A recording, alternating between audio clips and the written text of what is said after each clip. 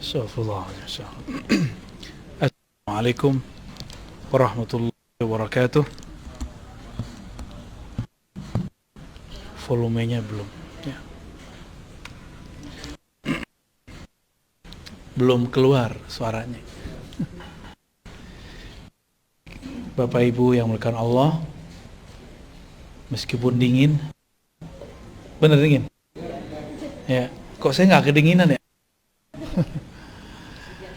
Mari kita mulai kajian ini dengan baca sholawat. Tadi dah Fatihah. Innallaha wa malaikatahu yusholluna 'alan nabi ya ayyuhalladzina amanu shollu 'alaihi wa sallimu taslima. Allahumma sholli 'ala sayyidina Muhammad wa 'ala ali sayyidina Muhammad. Ini suaranya segini aja. Ya. Tema kita apa? Syariat, Thariqat, Hakikat, Ma'rifat. Serius nih ngasih judul begini? Gak takut sesat?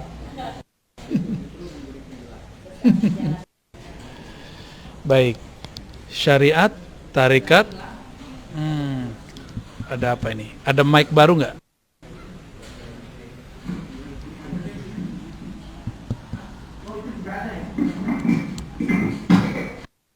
Ini nggak ngefek.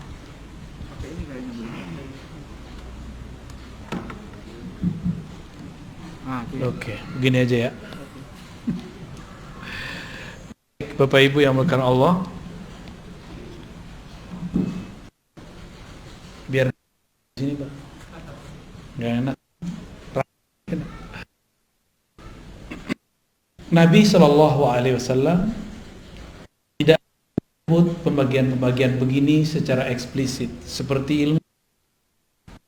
Sebagaimana tidak ada hadis sahih, hasan, dhaif.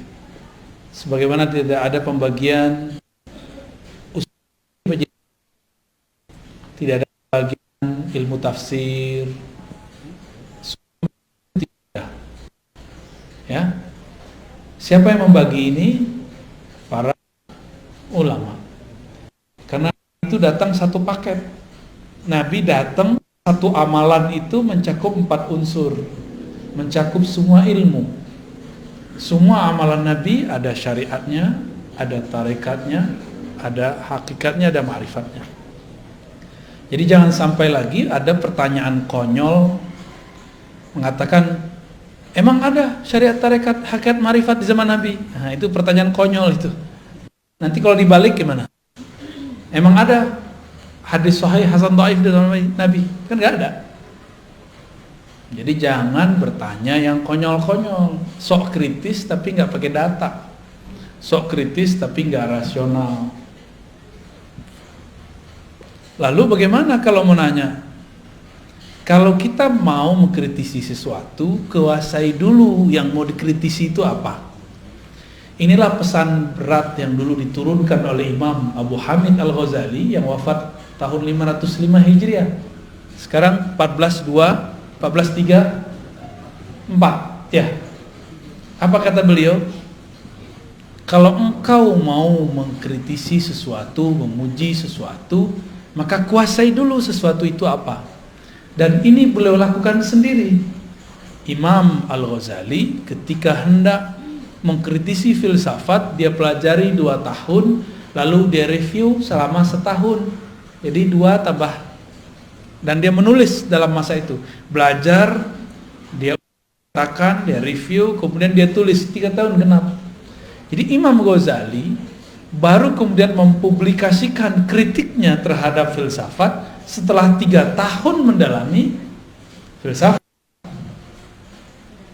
Kita sudah berapa tahun mendalami suatu istilah, lalu kemudian mengkritisinya. Jangan-jangan kata orang, katanya nggak boleh kata orang, ya harus kata Allah dan Rasulnya. Ya, jika ada orang mengatakan itu batil, coba tunjukkan bahwa pembagian ini batil, ada nggak? Kan nggak ada. Syariat itu ada di Quran istilahnya, syir'atan wa minhaja. Itu ada di Quran ya. Syir'ah, syariah, itu ada di surah Al-Ahqaf. Apa arti syariat? Syariat itu artinya yang syariat itu jalan. Syariah yang dijalani.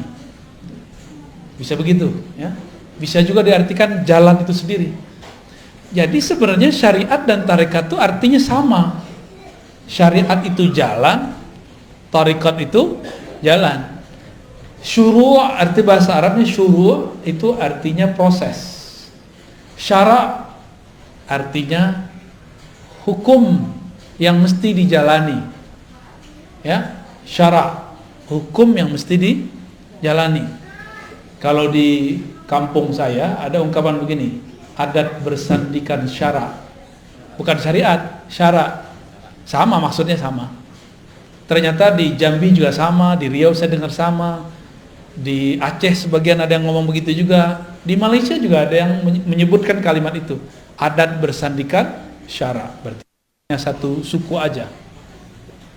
Nggak tahu siapa yang duluan, itu tinggal klaim-klaim sejarah aja ya. Kalau klaim sejarah biasanya mulai rasis. Saya nggak mau rasis.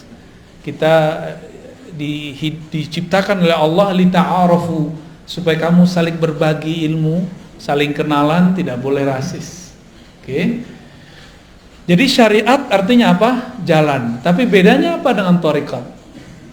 Syariat itu biasanya diartikan jalan yang zahir.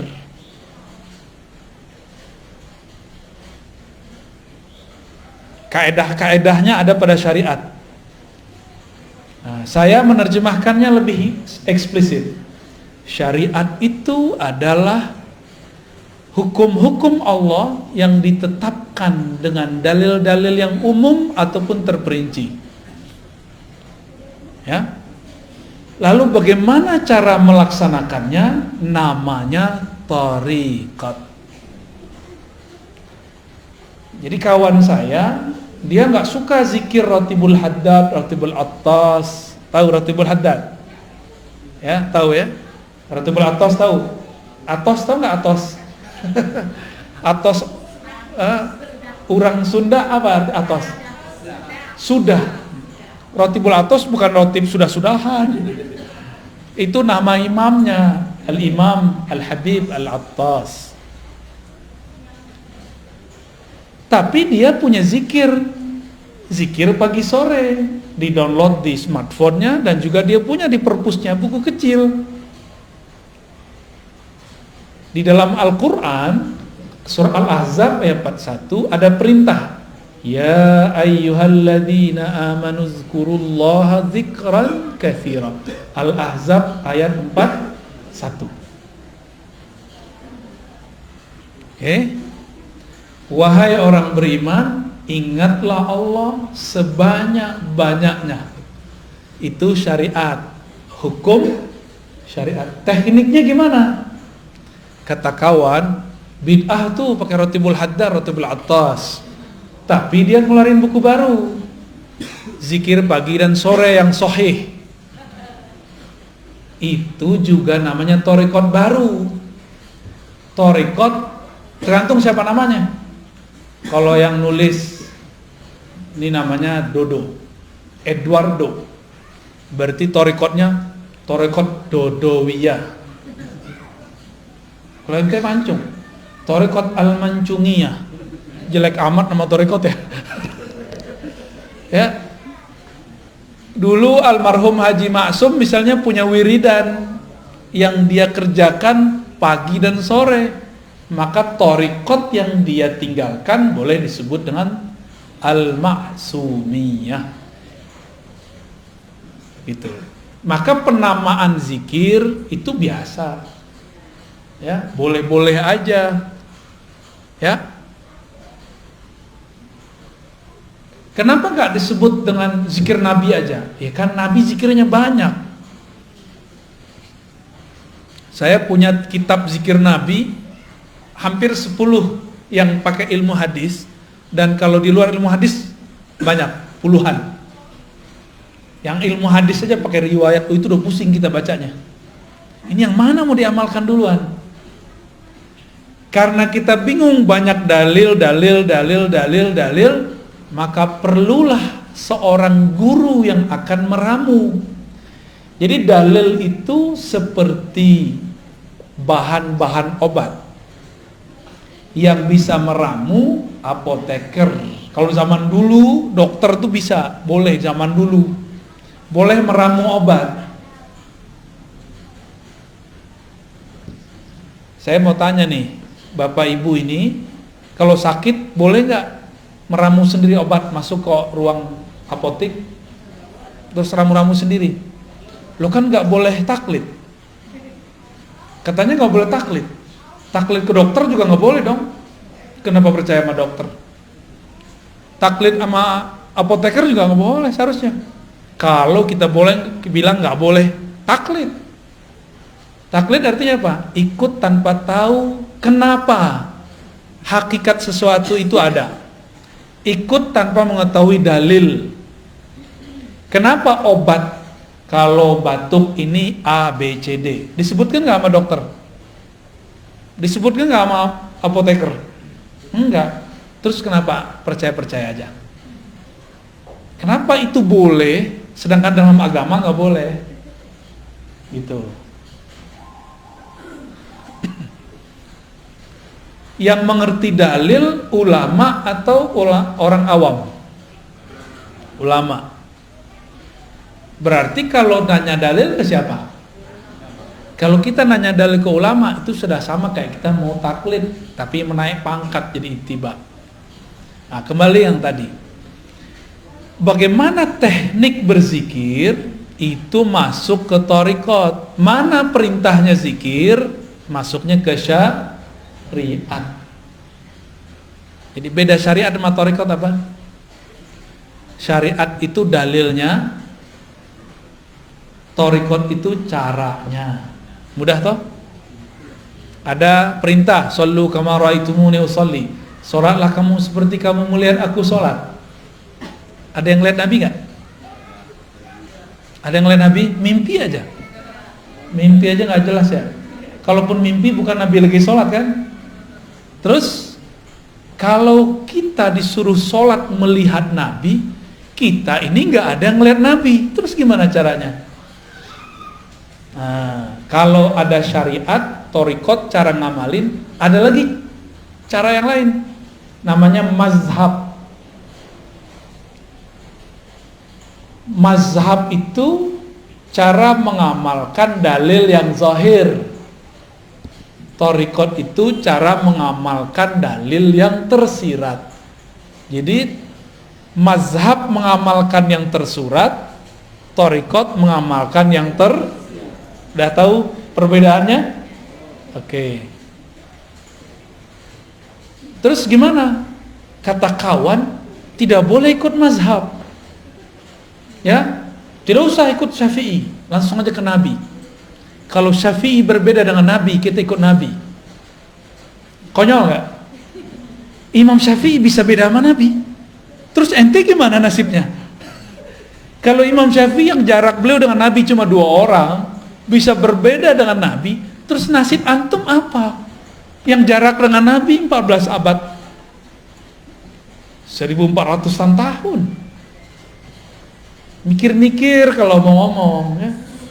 Tapi ada yang lebih dahsyat lagi. Kalau sahabat berbeda dengan Nabi, kita ikut Nabi. Jadi dia adu-adu sahabat sama Nabi. Ini orang lebih berbahaya daripada Syiah, lebih berbahaya dari Khawarij, lebih berbahaya dari Mu'tazilah. Karena yang mengadu-adu sahabat dan Nabi itu kelompok Syiah, kelompok Mu'tazilah, kelompok Khawarij. Kelompok Syiah bilang para sahabat pengkhianat, merampok, mencuri, mengambil pemerintahan yang Nabi wariskan kepada anaknya, mantunya, lalu diambil oleh mereka. Maka mereka benci ke Abu Bakar, ke Umar, Utsman. Saya nggak tahu Syiah yang di Bandung begitu apa enggak. Kali ada Syiah Al-Bandungi, dia masih cinta sama Abu Bakar, kan kita nggak tahu. Siapa tahu kan beda, namanya doang yang sama. Kalau sama, wah berarti dia bisa saudaraan sama kita.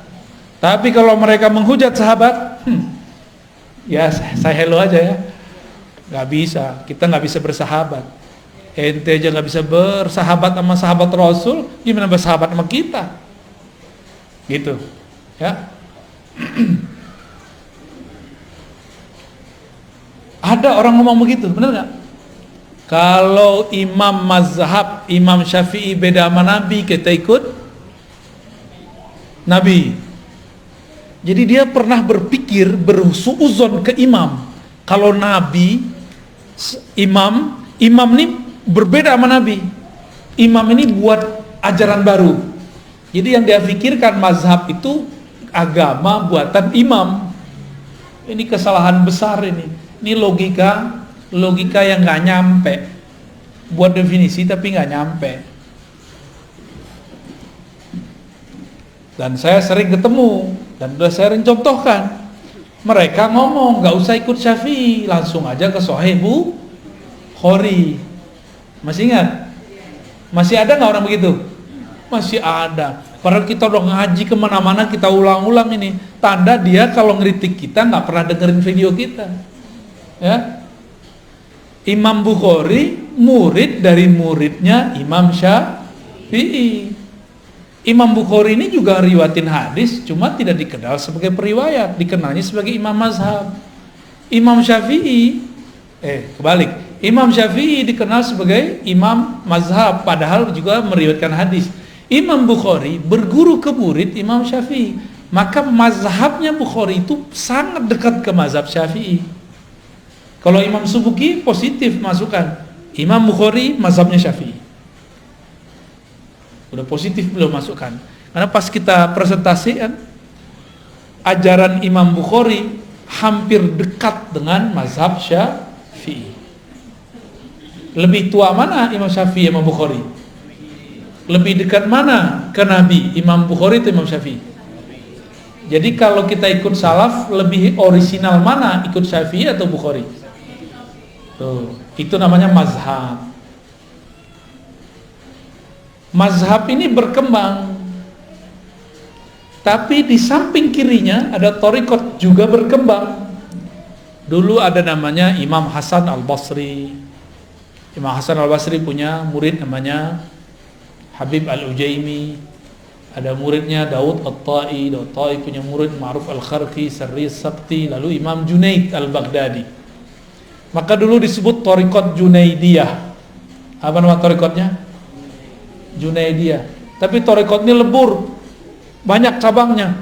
Cabangnya ada thariqat Naqsyabandi, ada Qadiriyah, ada Khalwatiyah, ada Suhrawardiyah, ada macam-macam nama thariqat pecahan daripada Imam Junaid. Dalam pecahan itu, kita ambil dua sampel, thariqat Naqsyabandiyah dan thariqat Qadiriyah. Nabi berbicara dalam syariatnya, afdalul dzikri la ilaha illallah. Dalam surat Muhammad, fa'lam annahu la ilaha illallah. Ada syurba, fi syurb, mau ya?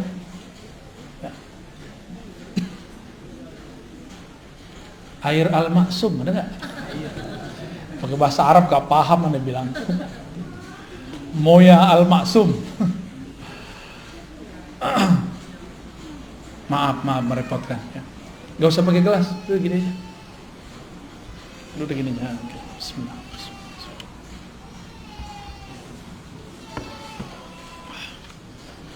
Udah gak usah. Ayat ini syariat nih. Fa'lam annahu la ilaha illallah, surat Muhammad ayat 19.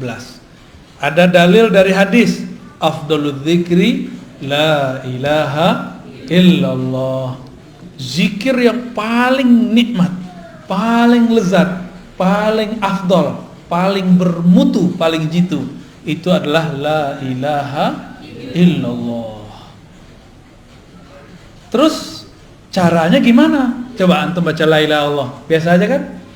Coba baca la ilaha illallah. Ada yang tahu Itu ketahuan tuh kalau sudah berarti udah ngambil thariqat udah tuh. Tapi kalau la ilaha illallah itu belum tuh. Saya tahu dari suara aja kita ngerti. Apalagi kadang-kadang kalau sudah dihentakkan ke dalam kolbu ini kan bercahaya kalau disebut nama Allah. Itu terasa tuh cahayanya, gitu. Dan memancar di wajah. Ada wajah keasikan. Karena afdhaluz zikri, zikir paling enak, paling nikmat la ilaha illallah. Kalau orang Sunda makanan paling enaknya apa? Karedok. Bener Pak? Tempe. Santri deh nih ya, Batagor apalagi. Ini yang ngomong orang Padang. Tadi orang Sunda yang ngomong.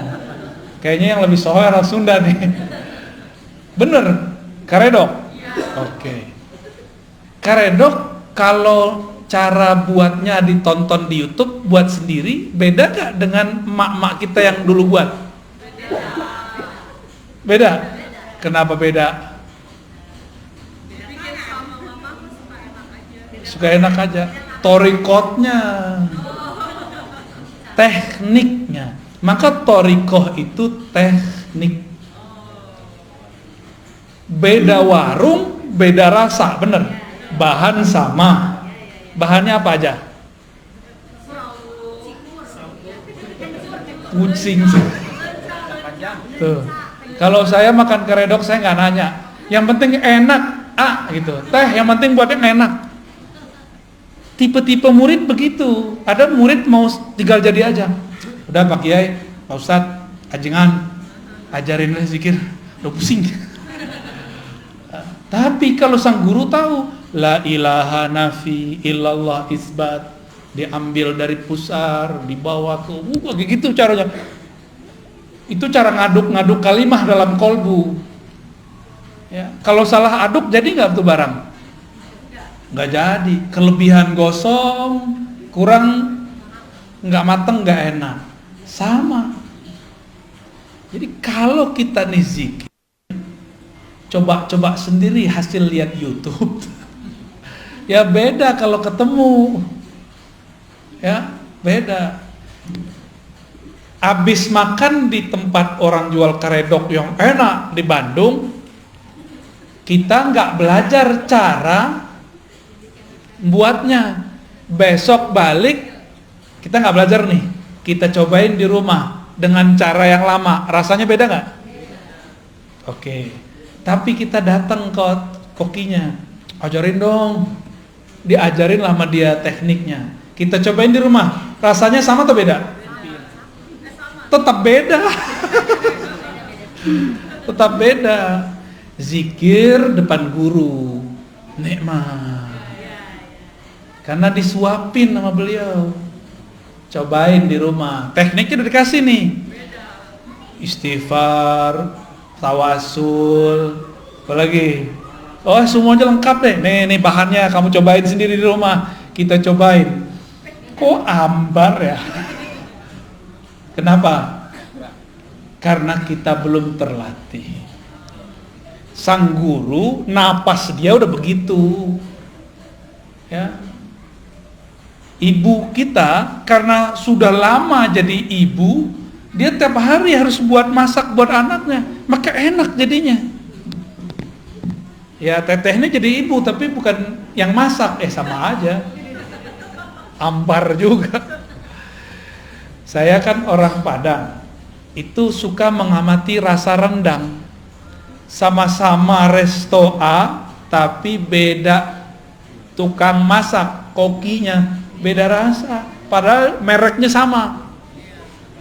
Ya, sama-sama rendang loh ya.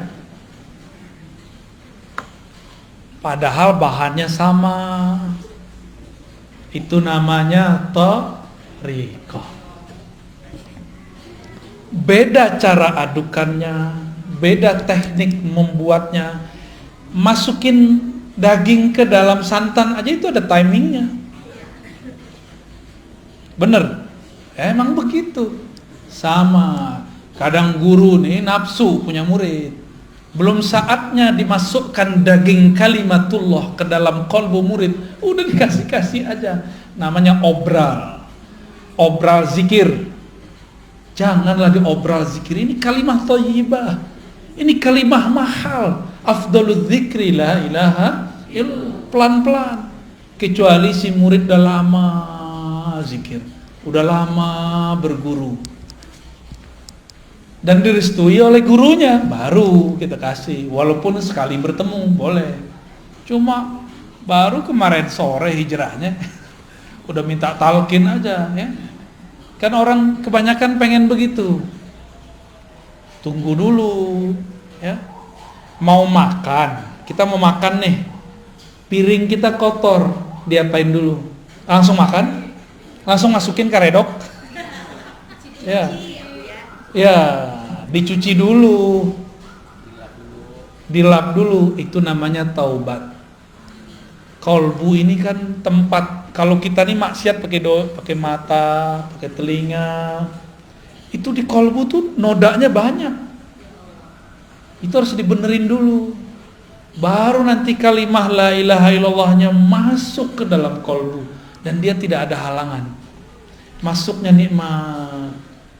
Tapi coba jus stroberi enak gak? Cuma di dalamnya ada dahak. Di gelasnya ada dahak, gimana? Rasa jelly ya. Rasa apa? Dawet ayu. Warnanya berubah. Mau? Kan gak mau. Jusnya enak, tapi di dalamnya sudah ada yang menjijikkan. Kita gak bisa menikmati. Inilah yang terjadi pada murid yang dia talqin zikir sebelum kolbunya dibersihkan. Pembersihan kolbu cukup istighfar dan taubat. Sederhana aja. Pengakuan kepada Allah gak perlu kepada guru, ke Allah aja. Cukup Allah yang tahu masa lalu kita. Gak usah kita kemudian sampaikan kepada orang. Ya, semua kita ini kan punya masa lalu yang gelap. Bahkan mungkin ya pelangi-pelangi, kadang gelap, kadang terang gitu ya. Ya inilah kita, kira-kira begitu. Kita emang begitu, mau gimana lagi? Maka saya nggak percaya ada orang suci 100% kecuali Nabi Muhammad Sallallahu Alaihi Wasallam, kecuali para nabi.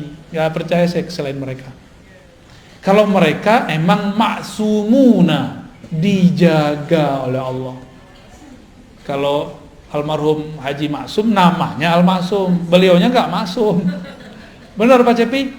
Pernah dimarahin nggak Pak Cepi? Tuh, dokter aja bilang pernah marahin. Menurut pandangan Pak Cepi sebagai anak, ayah pernah salah nggak? Pernah Pak, tuh namanya Al-Maksum benar. Maksud saya apa? Label-label A, B, C, D tidak akan merubah subjeknya. Kita bilang nih, inilah ajaran Rasulullah, inilah yang paling murni, ini langsung dari salafus saleh. Belum tentu, itu kan klaim aja. Inilah yang paling benar, inilah thariqah yang paling sahih, kan klaim. Iklan kecap. Ya, nomor 1 terus. Oke. Itu baru thariqah tuh. Udah mulai paham? Sama-sama karedok tapi beda teknik, beda koki, hasilnya beda. Sama-sama thariqat qadiriyah tapi beda mursyid, beda guru, beda mentor, beda murabbi, beda hasilnya. Beda enaknya. Dan jangan salahkan para salik, para penikmat ini, dia sedang memburu restoran ruhani. Namanya Naqsyabandiyah. Siapa dulu kokinya? Siapa dulu pimpinan dapurnya? Siapa dulu pemiliknya? Ya. Apalagi sudah beda menu. Naqsyabandiyah menunya beda dengan Qadiriyah. Di Naqsyabandiyah zikir lembut dulu, baru zikir keras. Nggak ada keras juga sih, zikir bersuara aja. Di Qadiriyah zikir keras dulu, la ilaha illallah, gitu kan? Kalau di Naqsyabandi enggak, mata dipejam, lidah dikunci, sebutlah selembut-lembut mungkin nama Allah. Kayak kita bermanja-manja kepada sang kekasih bernama Allah. Beda nggak? Beda, badan lemes-lemesin. Kalau di Thariqah Qadiriyah, enggak. Kalau perlu tangan dikepal. Dulu saya belajarnya begitu. Kepal tanganmu, ya. Tarik nafas. Baca. Mulai dari zikirhu Allah, la ilaha illallah, Allahu, semuanya itu. Ada zikirhu aja, ada ahad-ahad aja. Betul-betul menghentak di dalam badan ini. Nah, ada ilustrasi lain. Kita ini ada yang suka musiknya nge-rap, nge-rock, ada yang suka musiknya slow, bener. Ini wajahnya wajah apa nih? Nggak percaya. Ini sukanya apa? Jangan-jangan haram lagi. Sukanya hadroh. Hadroh itu udah separuh-separuh ngerok tuh, tang tung tang, tang tung tang. Saya alirannya slow. Jadi kalau datang ke hadroh, saya request yang lembut dikit ya, gitu. Karena kalau denger duh. Dulu masih muda banget, seneng. Dulu Thariqah Qadiriyah, Thariqah Samaniyah yang saya pelajari, kita seneng kalau zikir keras. Apalagi kalau dikasih duk-duk. Allah, la ilaha illallah. Waduh, nikmatnya bukan main. Kalau minggu itu nggak ada zikir keras, kayaknya dunia ini hambar. Dulu begitu. Belakangan umur udah nambah, ya senangnya yang adem-adem, yang lembut-lembut, tapi tidak anti zikir keras. Memahami zikir keras ini beda gitu. Cari senangnya yang lembut-lembut. Datanglah Syekh Ahmad Khatib As-Sambasi yang hijrah ke Makkah. Dia belajar 2 thariqah, Naqsyabandiyah, Qadiriyah. Dia gabunglah satu paket. Zikir keras dulu, habis itu lembut. Ya boleh-boleh juga sih. Makanya kalau datang ke pusat-pusat tarekat di Bandung, di Tasik, di Garut, mau jalurnya yang manapun, kalau di Tasik kan sudah masyhur tuh, Abah Anom, Suryalaya, macam-macam. Di sini ternyata juga ada TKN tapi beda jalur. Metodenya sama. Keras dulu, baru lembut. Kenapa? Karena memang sudah satu menu. Nah, cuma kenapa yang ini enak terkenal, yang itu tidak? Kenapa? Sama kayak rumah makan, yang ini terkenal, yang itu tidak. Padahal bukan rasa, menunya sama. Rasanya beda. Jadi lidah ini nyari rasa. Kalau makanannya fisik, maka lidahnya lidah fisik. Kalau kolbu fisik atau non fisik, maka yang dia sedang cari menu-menu makanan non fisik. Oleh karena itu ulama kita mengatakan zikrullah qutul qulub. Zikrullah itu adalah nutrisi makanan kolbu. Ya.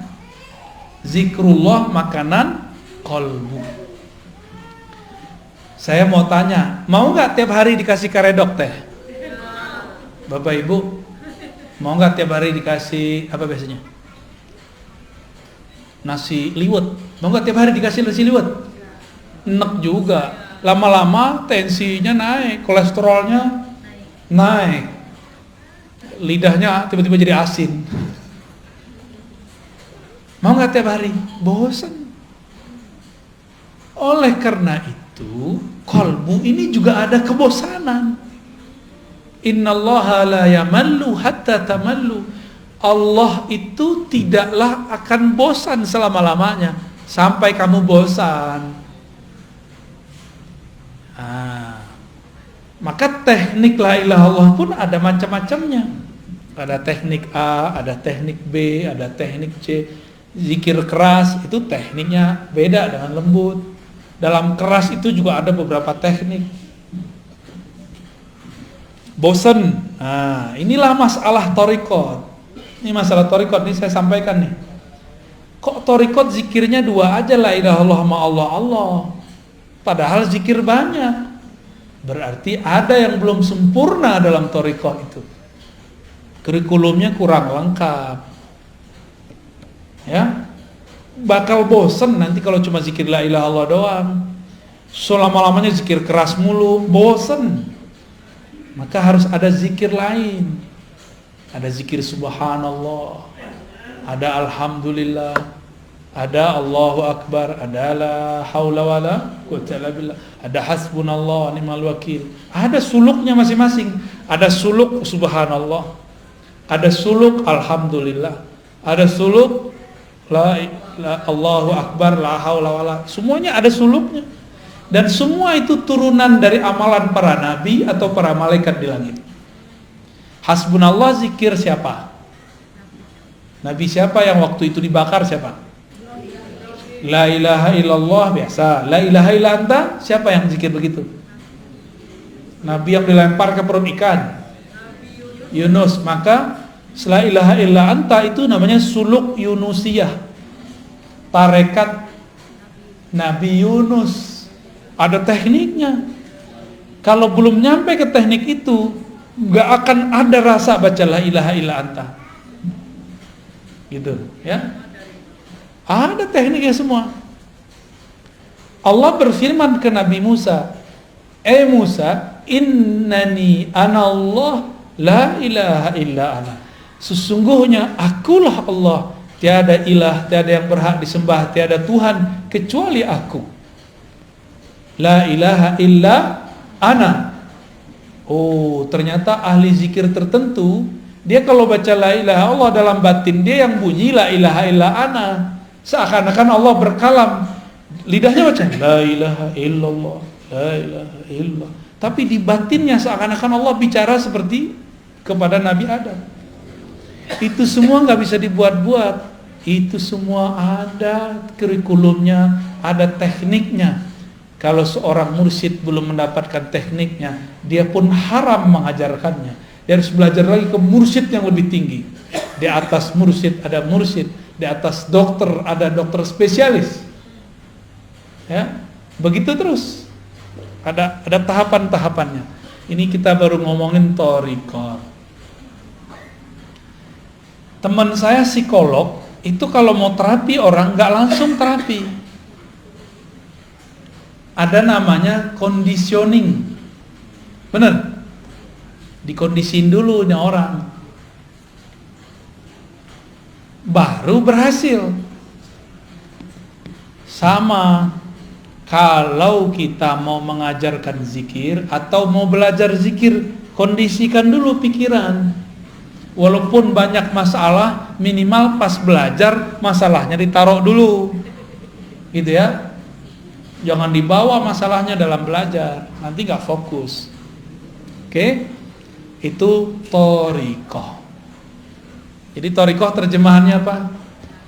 Jalan atau teknik mengamalkan dalil yang tersirat.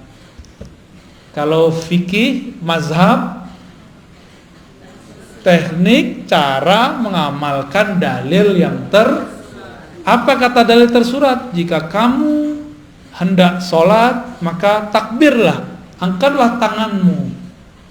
Kita takbir, Allahu Akbar. Rasanya ada nggak? Kalau tidak belajar thariqah, rasanya hambar. Gitu. Ya hambar aja. Apalagi orang yang belajar sholatnya lewat buku atau YouTube, lewat video, ya salam. Nabi bilang, sholatlah engkau seperti engkau melihatku. Kita nggak lihat Nabi, maka kita harus cari orang yang ketemu Nabi.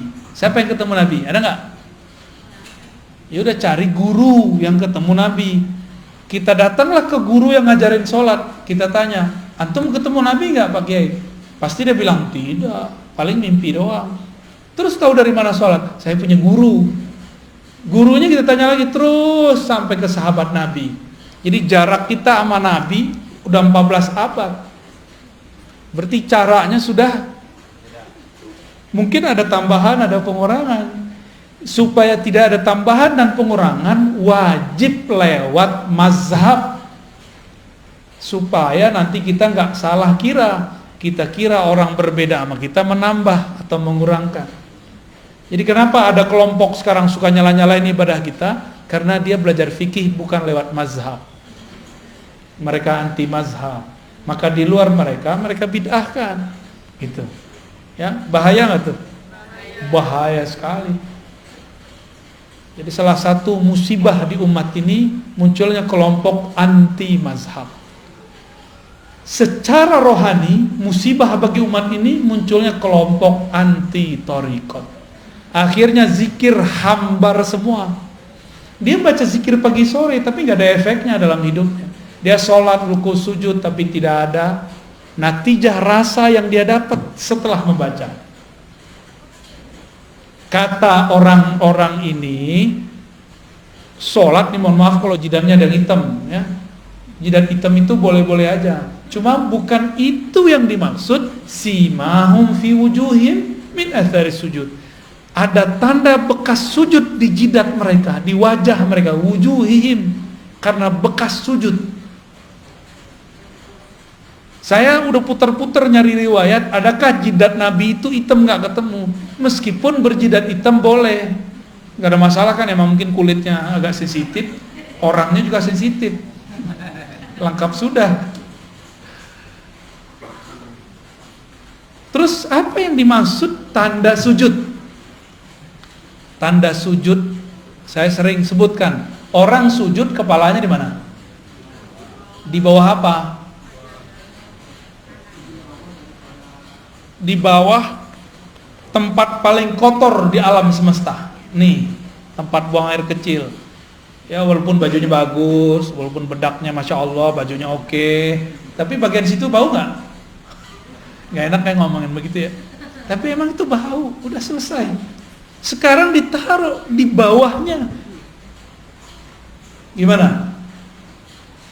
Maka yang disebut athar sujud, bekas sujud adalah hilangnya kesombongan seorang hamba.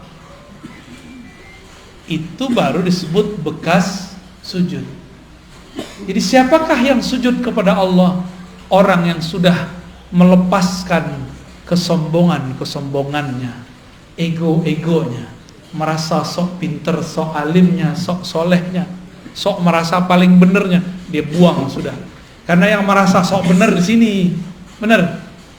Yang merasa pinter mana? Yang merasa bergelar ini. Yang merasa manhajnya, mazhabnya paling bagus, thariqatnya paling keren ini. Kalau ini nggak mungkin. Ini maka ditaruh di bawah. Jadi asarus sujud adalah kerendahan hati. Efek dari sujud adalah rendah hati. Gimana? Udah rendah hati belum? Lagi belajar. Kadang-kadang jujur, mending jujur begitu. Berarti sholat kita ini sudah benar belum? Kira-kira sholatnya diterima nggak? Kayaknya nggak diterima sih. Soalnya simahum fi wujuhimnya belum ada. Karena puncaknya sholat ketika kepala di bawah. Di saat itu tidak ada lagi ego, tidak ada lagi sombong. Kalau masih ada, sholatnya belum diterima, kira-kira gitu. Gimana dong? Orang-orang kayak kita ini sok soleh, sok merasa sholat. Ada orang telat sholat aja kita kata-katain. Ya, ada orang gak sholat, kita suzon. Ya. Dia padahal udah jamak. Ada orang kita lihat gak sholat, padahal dia sudah jamak. Bisa gak begitu? Ya, susah ya. Emang begitu sih ya. Di otak ini, ya, kortek depan ini dia sukanya prasangka. Ternyata otak ini di istilah orang-orang ahli neurologi disebut otak reptil. Ini yang disebut dalam Al-Quran, ulaika kal an'am, mereka itu seperti binatang. Otak reptil itu 5-10%. Selebihnya, sisanya berapa? Otak kanan, otak kiri 40, 45 ya, 45. 45 kiri kanan itulah yang akan mendalami thariqat, hakikat, ma'rifat. Sayangnya orang cuma berpikir pakai 10% ini. Makanya jadi bodoh seumur hidup. Keras sekali. Cari lawan terus, karena reptil kan suka nyari lawan. Kepalanya begini terus tuh. Siapa lo? Aliran baru nih. Jadi setiap kali ada kelompok baru, kepalanya seperti reptil. Kalau nggak menghindar, ngelawan. Begitulah terus. Ulaika kal an'am. Nyalak mulu, ya? Maka di Quran disebut seperti kalbun, seperti si kuku. Jika engkau biarkan yalhas, jika kau perhatikan yalhas, engkau apa-apain yalhas. Yalhas itu lidahnya begitu mulu. Auzubillah min dzalik.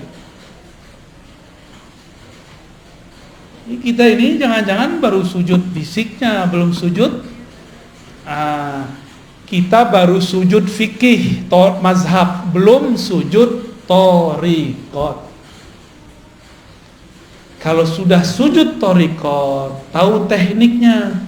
Kalau engkau sujud, rendahkan egomu, hancurkan egomu, hinakan jiwamu di hadapan Allah. Dihina-hinain benar. Baru berbuah namanya tawadhu, namanya hakikat. Ya, jadi hakikat itu buah dari orang dari tarekat. Zikir. Ala bidzikrillah tatmainnul qulub. Ketahuilah hanya dengan menyebut nama Allah hati jadi tenang. Cara nyebutnya gimana?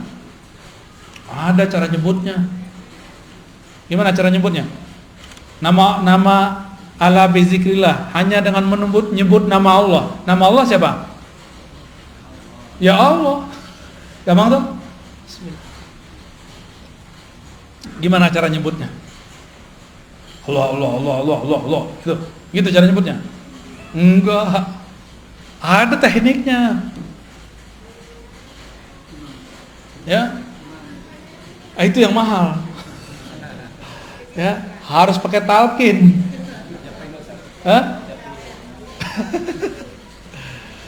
Harus pakai talqin, mahal itu. Maka barang begini nggak boleh diobral, haram hukumnya diobral. Ini mutiara dari Allah, karena dia seafdol zikir. Kalau diobral, orang nggak menghormati barang ini nanti, dapat dibuang. Itulah yang terjadi pada banyak murid.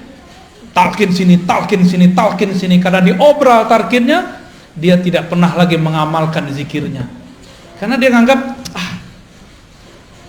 kita kalau beli cincin tepi jalan, pede nggak pakai tiap hari. Tapi kalau beli cincin ini toko yang eksklusif, pede nggak pakai tiap hari? Pede. Kira-kira begitu, ya.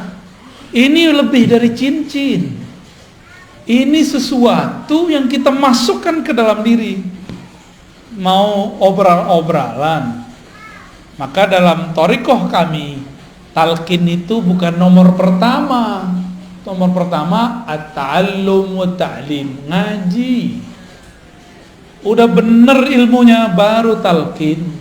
Udah hilang syaknya, sehingga dia tahu nama yang akan dibaca dia adalah zat yang maha agung. Maka dia pun akan mempersiapkan jiwanya untuk membaca. Nggak mungkin lewat Zoom, pasti dijemput kok. Antum ini kan lucu, takut COVID ngaji lewat Zoom, tapi kalau pengen makan resto datang langsung. Ya salam ya. Nggak adil sama diri sendiri. Takut ngurus badan fisik, tapi virus rohani dibiarkan. Sampai mati begitu aja lah ya. Rasain aja terus. Nggak ada perkembangan dalam batin kita. Nggak adil. Innallaha yuhibbul muqsitin. Allah senang sama orang yang adil, yang proporsional, jelas. Lagi pengen sama karedok ya, datang ngantri lagi, masuknya pakai masker pas makan, mungkin nih ditutup nih, mam bisa nggak? Kan nggak bisa. Makan pakai masker bisa nggak? gaya-gaya doang pakai masker.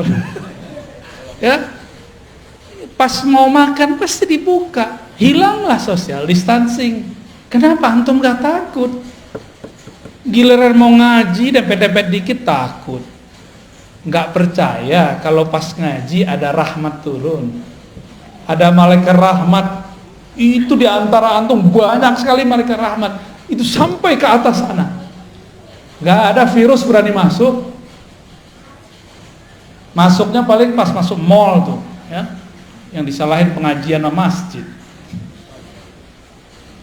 Malaikat itu kalau ada orang duduk di tempat zikirnya lalu doa, Allah marhamhu, ya Allah rahmati dia, selamatkan dia, jagalah dia. Malaikat kalau doa mustajab nggak? Dia nggak pernah dosa, ya? Masih takut? Hah? Nggak takabur loh ya, nggak boleh takabur. Tapi insya Allah, ya, yang adil sama diri. Ini bukan nyinggung yang nonton online sama Zoom ini. Kalau yang karena jarak kita maklumi. Ini masih di kota Bandung. Ya, saya aja datang dari Jakarta, masa antum di sini Zoom, gaya bener. Ya, sok higienis, sok jaga badan, tapi nggak jaga rohani. Makanya sampai nanti nggak akan ada peningkatan spiritual. Nih, saya marah-marah nih sekarang sore ini nih. Tapi marah saya begini-gini aja, ya. Mau sampai kapan begini terus, ya? Maka yang hadir kita apresiasi dengan baik. Semoga Allah meridhoi antum lebih kenceng daripada yang udah jelas dia di samping sini masih pakai Zoom, gaya bener. Giliran makan ke kantin dempet-dempetan, ya. Betul-betul nggak adil ke dalam diri, ya. Nggak adil. Saya prihatin melihat seperti ini. Kalau mau protokol kesehatan lengkap, prokes-prokesan yang adil semuanya, ya, semuanya rapi, siap-siap hidup merana. Udah divaksin juga, ya. Terus untuk apa dong kita divaksin, ya? Protes ya, tuh, ya, Pak pemerintah, semua orang udah bosen. Orang udah bosen semua. Tapi gimana lagi, ke depan kita harus pakai aplikasi segala macam lah. Jadi yang pakai fingerprint, dulu kan kantor fingerprint. Kalau sekarang semua orang harus punya peduli lin, nggak hanya fingerprint, dicolok hidungnya. Kita ikutin aja mainnya, ya. Yang penting kalimah Allah bertahta di dalam kalbu, ya. Yang penting ketenangan muncul di dalam jiwa. Harus muncul di dalam jiwa. Jika dilakukan zikir berdasarkan tekniknya, sama dengan orang makan karedok, makan rendang sesuai dengan takarannya, cara masaknya, udah pas sudah. Kalau juga masih belum terasa, jangan-jangan bukan menunya yang, tapi lidahnya sedang sariawan. Paham ilustrasi ini? Kalau kita nih belajar zikir, gurunya sudah oke, tekniknya sudah lengkap, tapi belum juga menikmati zikir. Jangan-jangan kolbu kita sedang bermasalah, seperti mulut lagi sariawan gak menikmati makanan. Saya kira cuma orang Padang yang pedes, orang Sunda cabai rawit gak dicampur apa-apa, giling. Gimana? Udah? Pernah nyoba? Doer gak bibirnya tuh? Gak berani. Tuh orang Padang gak berani, orang Sunda berani. Pantesan lebih pedas dari kita, ya gak? Maaf, canda-canda. Itu torikot. Hasil dari bertorikot, tenangnya kolbu dalam berzikir, namanya hakikat. Kita punya kesimpulan, punya hikmah. Oh begini ya kalau zikir dikerjakan secara benar, hasilnya begini. Kita tahu metodenya, tahu teorinya, paham hikmahnya. Ini namanya hakikat.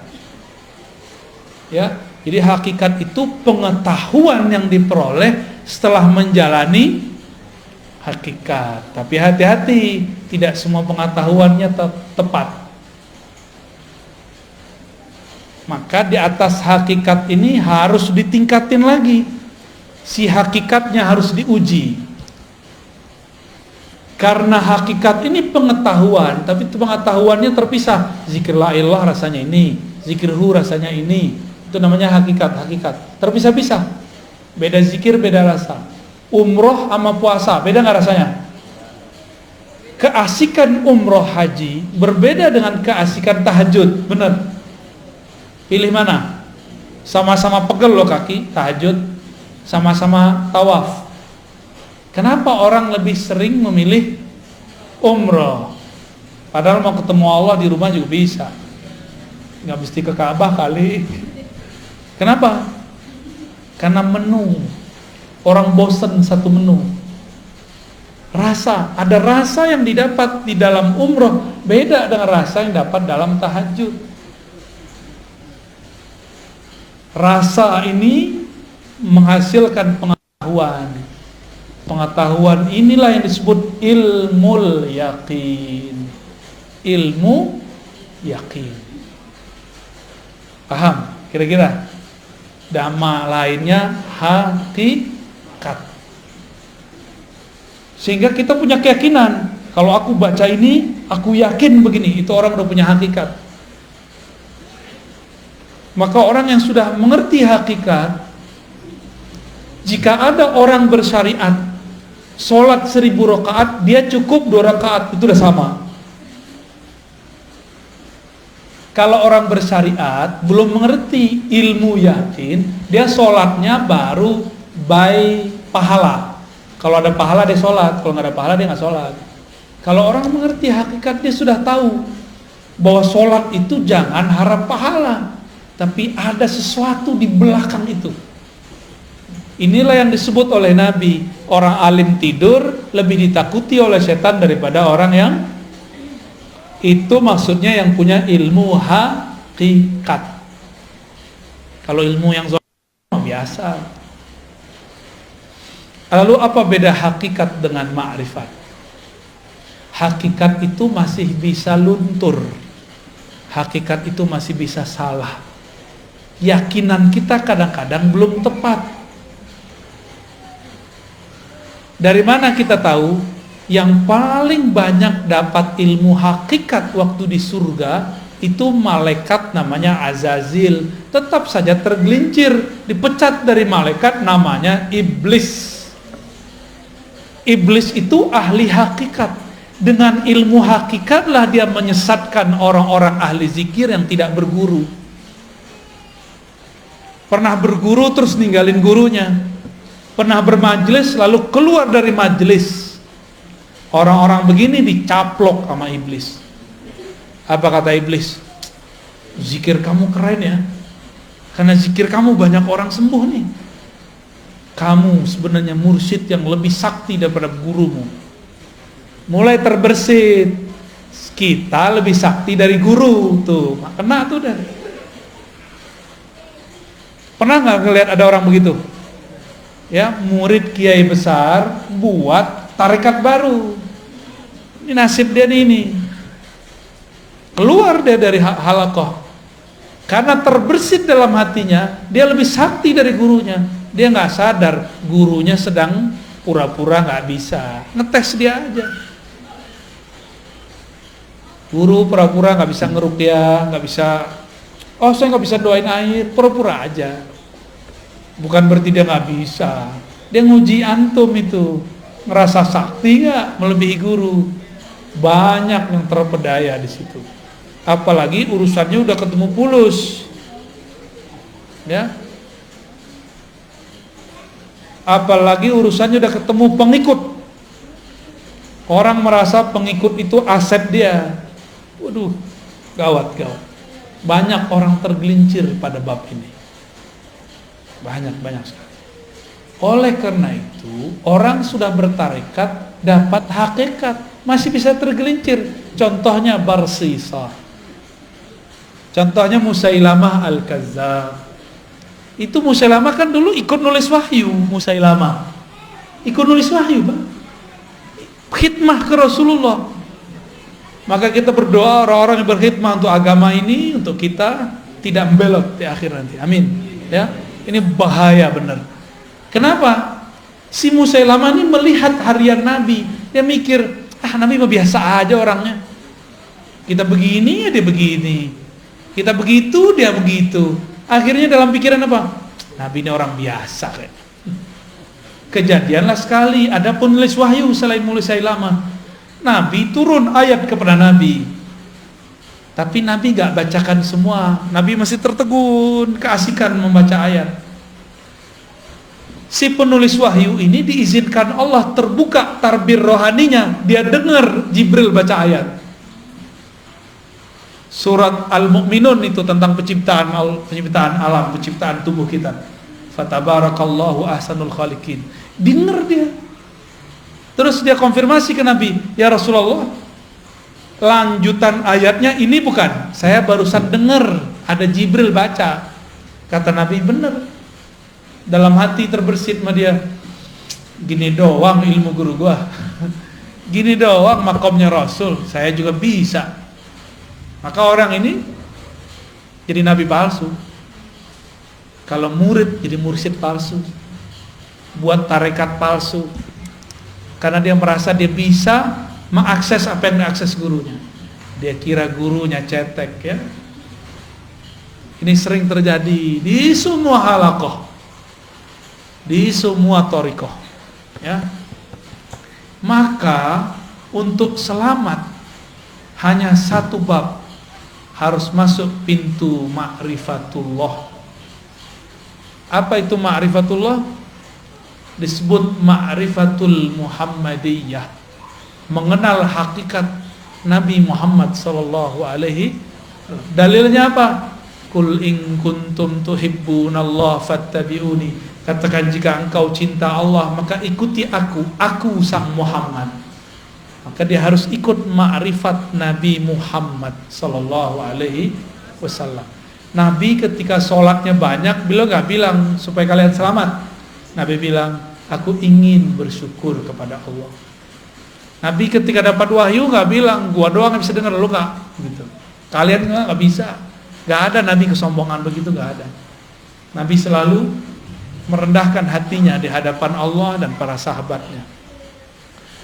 Yang dimaksud al-haqiqah al-Muhammadiyah, itulah kemurnian akhlak Nabi Muhammad sallallahu alaihi wasallam, yang berakhlak dalam hakikatnya, dalam bertorikotnya, dalam bersyariatnya. Itulah yang dapat ma'rifat.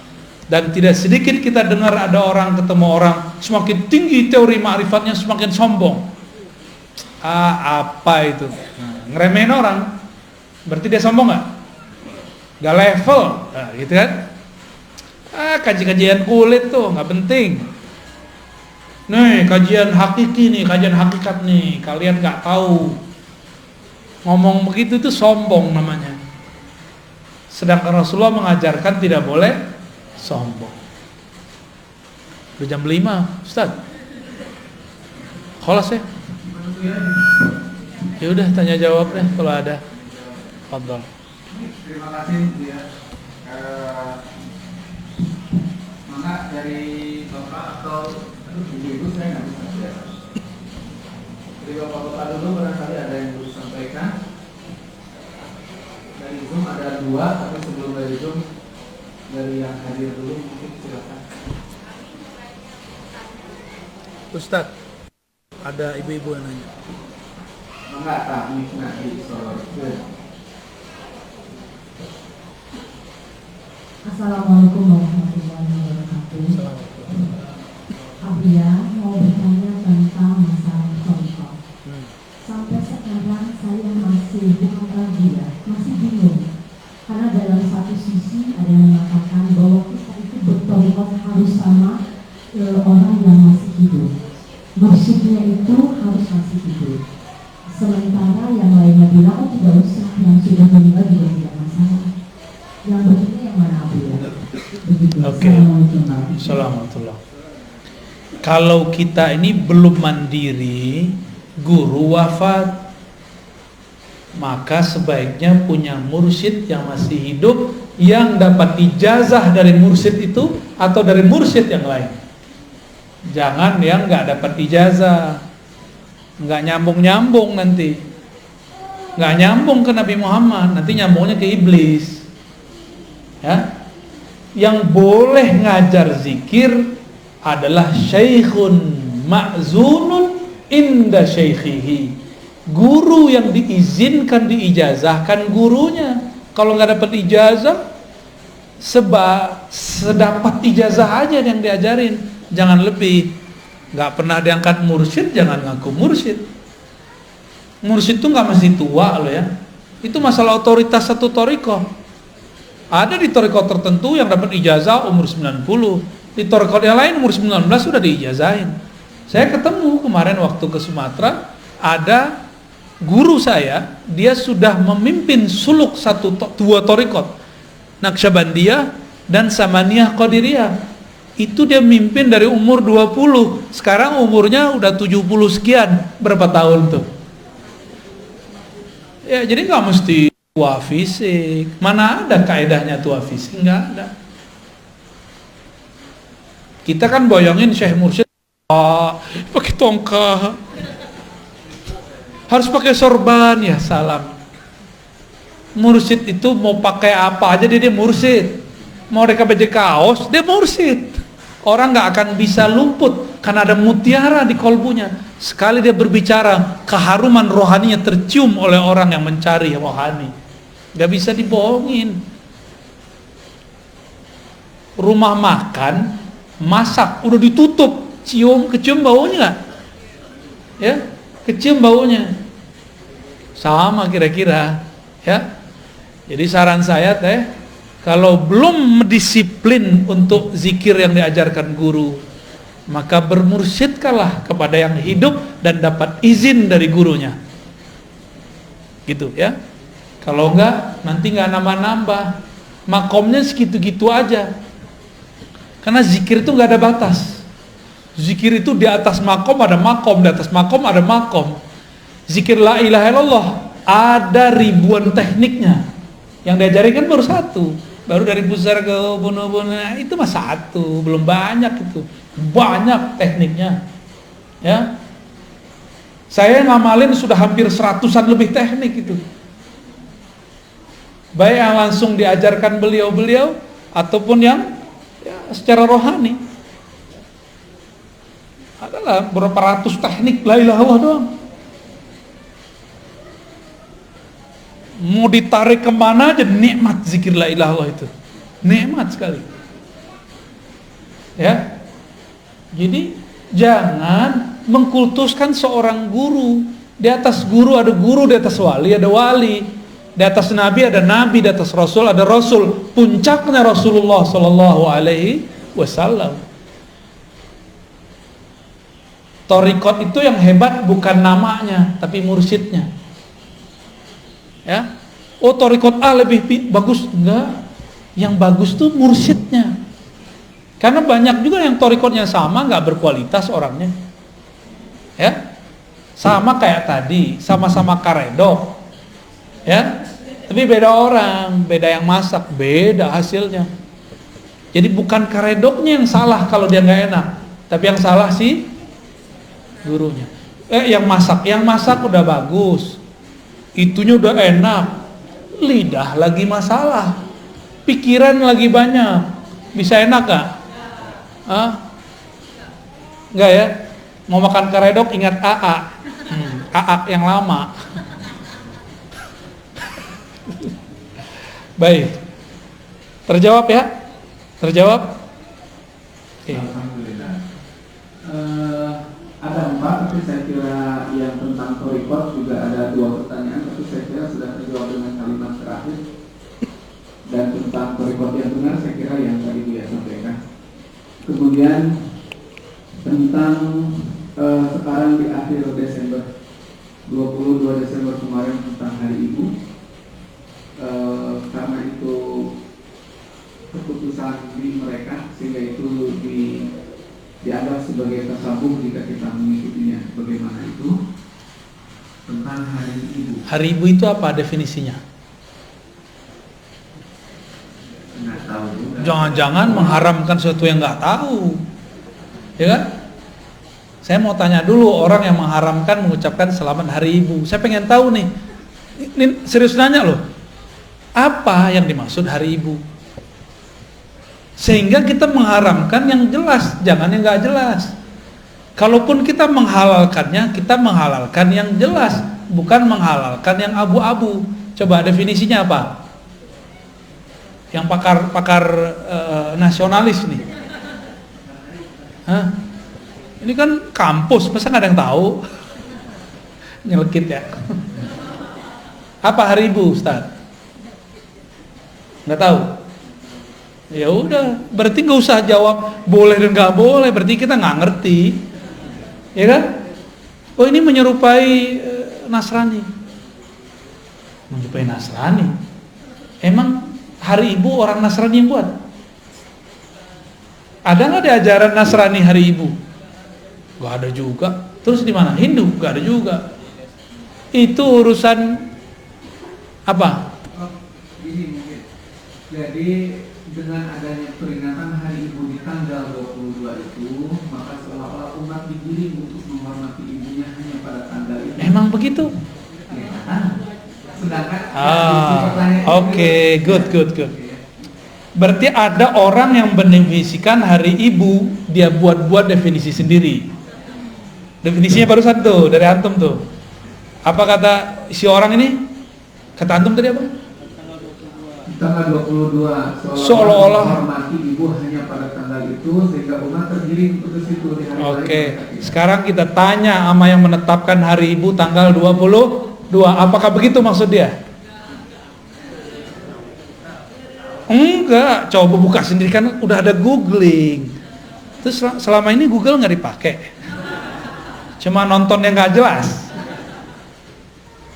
Cobalah, aneh pura-pura nggak tahu kok tadi ya. Emang begitu definisi hari ibu. Giliran belajar agama pakai Google, yang begini aja yang cetek aja nggak pakai Google. Gaptek namanya, itu punya fatwa al-gaptekiyah. Fatwa mazhab gaptek. Tanya dong sama orangnya. Apa maksud mereka hari ibu? Apakah cuma hari ibu menghormati ibu? Memang begitu yang membuat kebijakan buat? Enggak kok, kita aja suuzon. Jadi kita buat definisi sendiri, terus kita haram-haramin. Sama kayak orang mau posting video, buat sendiri videonya, rekam sendiri, posting sendiri, like sendiri, puji-puji sendiri, wow keren. Lah ya salam. Ini zaman benar-benar bahlul bener ini. Buat definisi sendiri, terus haram-haramkan sendiri, terus marah-marah sendiri, terus ajak umat untuk marah-marah. Gak begitu kalau kita mau berfatwa. Fatwa itu ada ilmunya. Gak boleh fatwa pakai nafsu. Fatwa itu pakai ilmu. Sebelum berfatwa wajib memetakan masalah yang difatwakan. Selesai memetakannya, baru kita bilang ini yang masalah di sini, yang itu tidak masalah, atau ini masalah semua. Harus sama dulu persepsinya.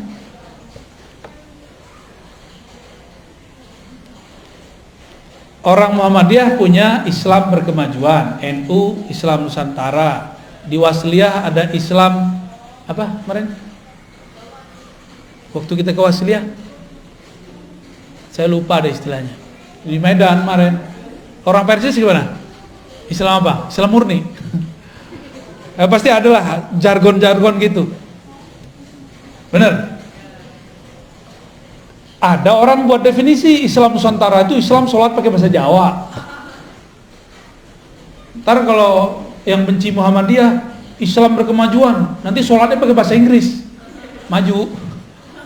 Emang begitu? Saya buat definisi sendiri, terus saya salah-salahin orang, diketawain nggak?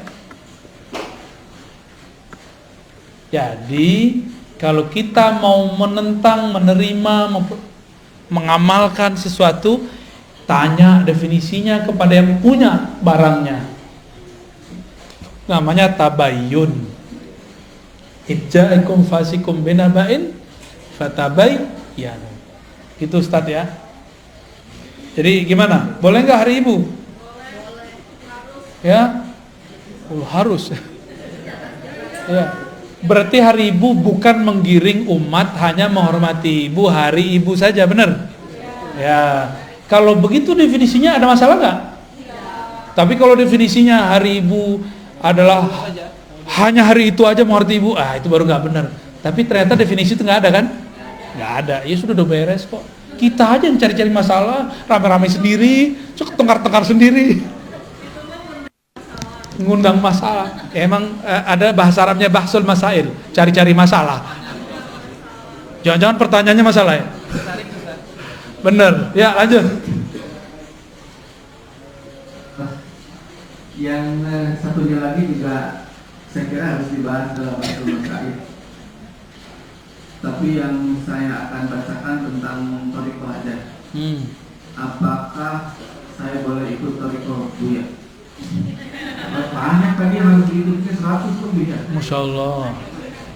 Jadi gimana dong? Itu pertanyaan antum kali. Thariqah saya ngaji. Jadi ngaji aja dulu. Ngaji dulu, 1, 2 ngaji. Antum hafal nggak? Yang kedua apa? Hah? Tuh, pada lupa. Ini khidmahannya aja lupa. Apalagi antum. Khidmah. Yang ketiga baru talqin. Jadi saya nggak mentalkin kecuali saya lihat orangnya sudah berkhidmah baik ke perjuangan thariqah atau ke umat. Kita lihat dia. Atau dia sudah berkhidmat jauh untuk dirinya. Ada orang datang dari mana-mana. Dia udah lama ngaji, udah mentok. Kita lihat khidmatnya bagus, kita talqin. Tapi itu nomor 3. Bahkan nomor 4 gitu. Terus apa lagi? Sholawat. Maka orang ikut thariqah kami nggak punya sholawat, keluar aja ya. Kita sholawat minimal 313. Atau kalau nggak bisa 100 pagi 100 sore. Tuh, nggak bisa juga ya 10 pagi 10 sore, nggak bisa juga. Nggak bisa juga. Udah diskon tuh. Ya, thariqah ad-diskonia. Suwe. Terus apa lagi? Mujalasalatul sholihin, duduk bersama orang soleh, bergaul dengan orang soleh. Kita ini kan gak soleh, kita ini masih rusak. Supaya kita ini terbentuk dengan kebaikan, maka carilah komunitas orang baik. Jangan-jangan kitalah yang merusak komunitas yang lama. Ya, jangan bilang tuh komunitas itu jahat tuh, aku kalau di sana pasti rusak. Kita yang merusak mereka. Nih teman saya nih ada mantan nih. Kalau dia nggak ada, kata temannya nggak ada lo nggak ada rame. Ada dia nggak mabuk orang. Nggak ada dia nih, orang nggak mabuk.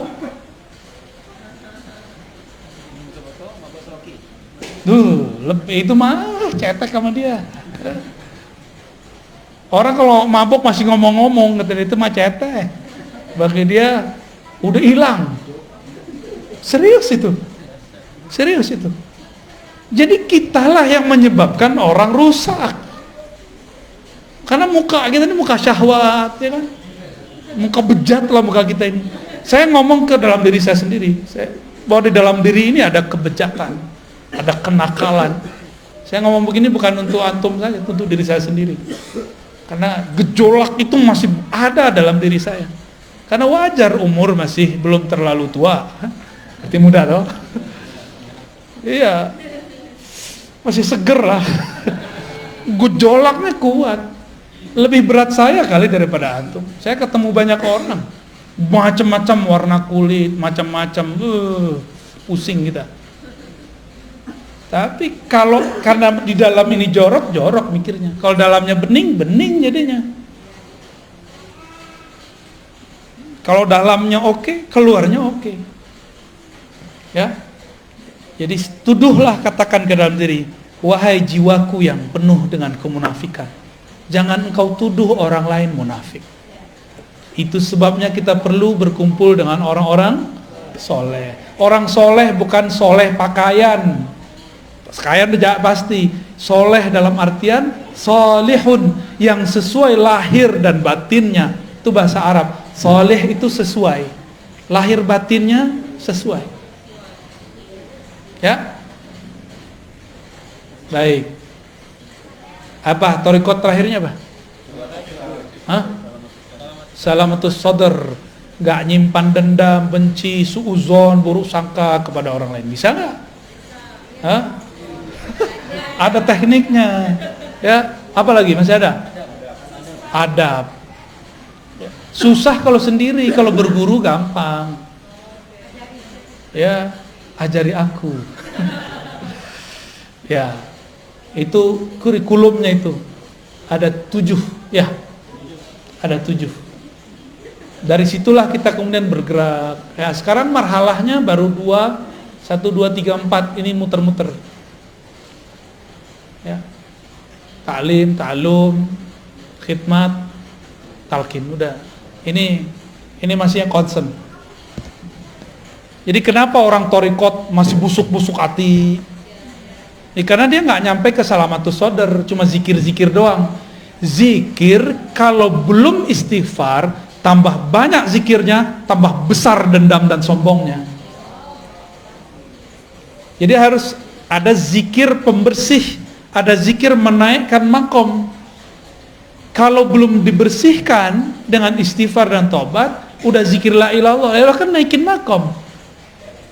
Dia naik, nodanya juga naik. Tubuh pohon ini berkembang, benalunya nggak dipotong, tambah gede pohon, tambah gede juga si benalunya. Maka carilah guru yang bisa membersihkan parasit kita. Parasit itu ya menjalar dalam jiwa. Semua itu sama. Ya. Mungkin nggak mursyid punya penyakit hati, mungkin, tapi dia tahu cara ngobatinnya. Kalau antum dikit aja nggak tahu caranya. Ya. Kira-kira begitu ya. Oke, pertanyaan terakhir. Ya, apa ada lagi? Ini kita di belakang ada juga tuh. Ada tuh di belakang tuh. Bukan di belakang antum. Ada hantu. Ya, Alhamdulillah sudah disenangkan. ya, sila mau dikasih ke belakang? Masih ada di belakang, Pak? Terakhir ya dari Ibu ya. Ya, angkat. Assalamualaikum warahmatullahi wabarakatuh. Assalamualaikum. Barakallahu ya. Saya termasuk yang selalu menyimak ceramah Ustaz dulu. Dari hari tanpa Ustaz. Thariqat YouTube ya. Tapi sekarang jangan ya, sudah langsung. Alhamdulillah. Ini saya mau bertanya Ustaz, apakah seseorang bisa ma'rifatullah tanpa tahu nama ruhnya?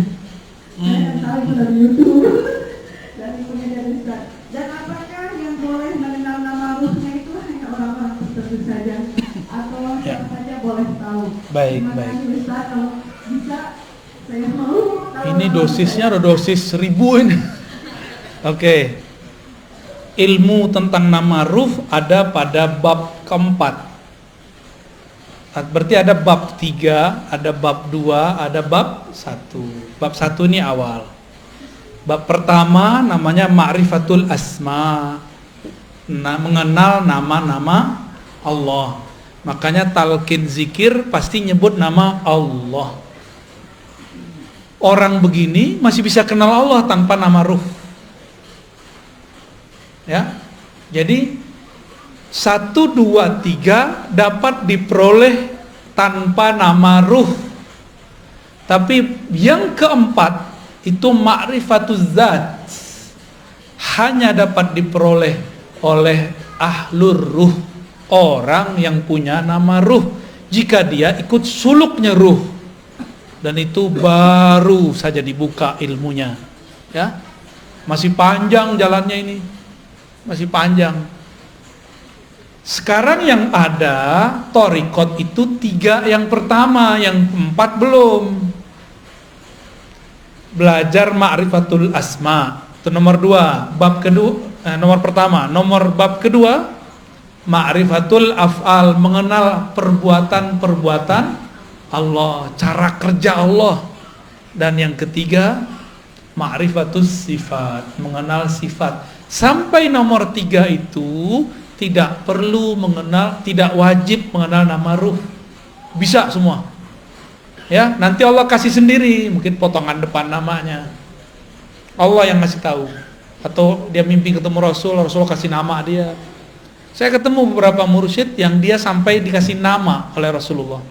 Tapi biasanya cuma depannya aja. Nama itu ada rangkaian-rangkaian namanya.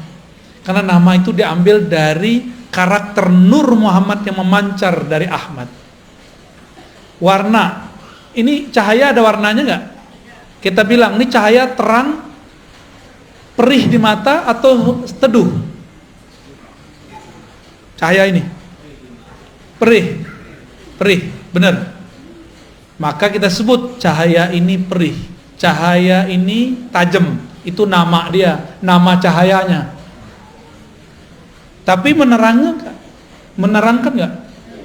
Oh, cahaya ini walaupun tajam, dia menerangi ruangan. Itu nama berikutnya. Maka satu cahaya bisa banyak nama. Nah, Ahlur Ruh itu ngasih nama cahaya itu. Nama itu sebenarnya sudah ada sebelum kita lahir.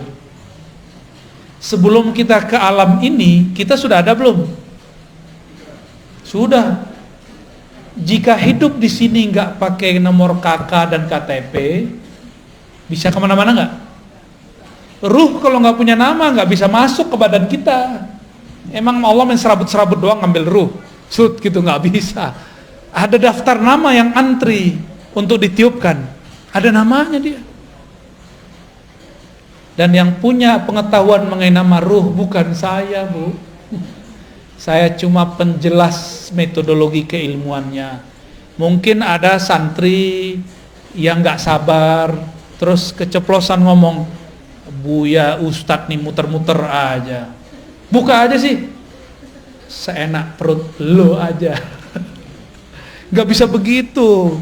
Ilmu ini ada tahapan-tahapannya. Jangankan ilmu ruh, ilmu talqin aja belum saya bagi-bagi semua kok. Apalagi ilmu, ya jangan suka-suka kita komentar. Ya, ini zaman orang komentar suka-suka. Antum komentar, hati-hati. Nabi mengatakan dalam hadis Sahih Bukhari, bisa jadi satu kalimat tidak terasa keluar, tidak terasa diketik, tapi membuat yahwi ila jahannama sab'ina kharifa. Itu membuat dia terjatuh ke dalam jurang-jurang jahanam 70 kharif. Saya nggak tahu terjemahan yang pas tuh kharif itu. Selapa lamanya orang udah mati dari kemarin, dia belum nyampe-nyampe juga. Ada munafik mau dilempar oleh Allah di masa Rasulullah. Itu dia sampai sekarang belum nyampe itu ke bawah. Karena kalimah itu. Sok dalamnya itu sab'ina kharifan, 70 kharif. Dalam kayak palung Mariana kalau di laut tuh. Dalamnya bukan main. Hati-hati komentar. Ya, saya nggak pernah biasanya menghiraukan orang berkomentar, tapi kalau dikomentar tentang nama ruh, ini agak sedikit kita tandain. Ya, hati-hati ente. Ya.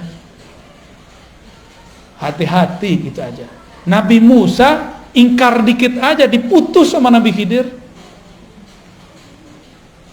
Padahal itu sudah buat kontrak itu. Kita bukan nabi, ingkar-ingkar aja. Siap-siap diputus dari ilmu ruh. Ilmu ruh itu ilmu paling mahal. Paling mahal itu. Sabar-sabar Bu ya. Sabar-sabar. Nanti kalau ada komunikasi dengan teman-teman riba, daftar aja nama ruh. Kalau beruntung kita ketemu ahli yang ngasih nama ruh, kita mintain namanya. Ya. Ada nama ruh, tenang aja ya. Tapi itu kelas 4 itu. Sekarang belajar zikir thariqat yang ada aja dulu ya. Amalin aja yang ada. Aduh, pertanyaannya udah berat nih, Tat. Padahal kita ngaji baru berapa bulan nih. Sekali sebulan lagi kan. Pertanyaannya soal. Iya. Udah cukup? Saya kira gimana Pak? Cukup ya? Oke. Baik. Boleh. Baik, kami masih ada acara lagi. Mohon maaf tidak bisa sampai maghrib di sini. Dan seperti biasa salamannya dengan hati aja ya, bil qulub. Gak usah juga dokumentasi lah, gak usah lah. Cukup di hati aja ya. Semoga tidak mengurangi kehikmatan kita bergaul bersama, bermujalasah, duduk bersama. Bapak Ibu yang bukan Allah, terutama sahibul bait ya, Dr. Cepi dan tim, semoga antum yang buat kegiatan ini diberkahi oleh Allah. Semoga dijaga selalu oleh Allah ya. Dan beliau yang mendirikan ini, Allah berikan kenyamanan, kebahagiaan, cahaya di alam sana. Amin ya rabbal alamin. Bagi kita yang hadir, jangan berhenti. Ruh itu tidak pernah puas mempelajari nama Allah, sifat Allah, hafal Allah, dan rahasia-rahasia Allah. Selamat penasaran. Assalamualaikum warahmatullahi wabarakatuh.